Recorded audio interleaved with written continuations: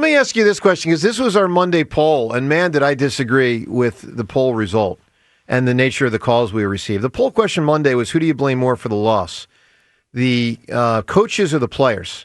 85% said the coaches. I strongly leaned in the direction of the players. Where would you come down on that poll? Probably closer to 50-50, but the players did not play well. I mean, you can't have the drops that they had, the penalties. But let me give. I'm going to give you guys an example, and then you tell me: is this on the player or on the coach?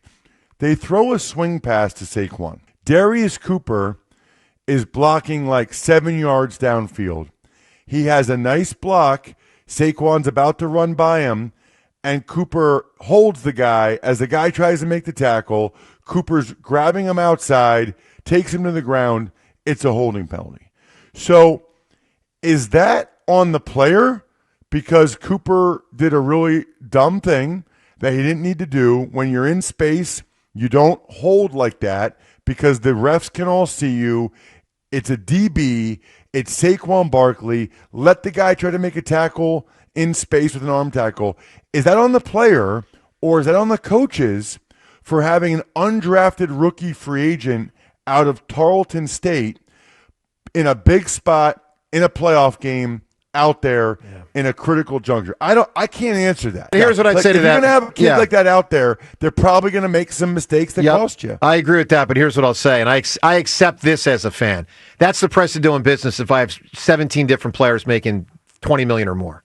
I mean, you know what I'm saying? At some point, you're going to have a guy out there making league minimum just because it's inevitable if all these other guys are making bonanza bucks. And you know what's not being talked about enough? The defense. Oh, it was a real chance letdown. That I think that they would give up 23 points. Now, the first drive was Quinion. He was awesome after that. Cooper DeJean's always awesome. But you know what didn't happen? The week before, the Seahawks D-line tore up that Niners offensive line. And I know that they got Trent Williams back, and he helps. But the Eagles' defensive line did not do what they needed them to do in that game. And even when they did get pressure, Purdy was able to figure it out and get the ball out and make plays. The defense was a major letdown. I think I told you guys last week, the first team to 20 wins, and the Niners got there.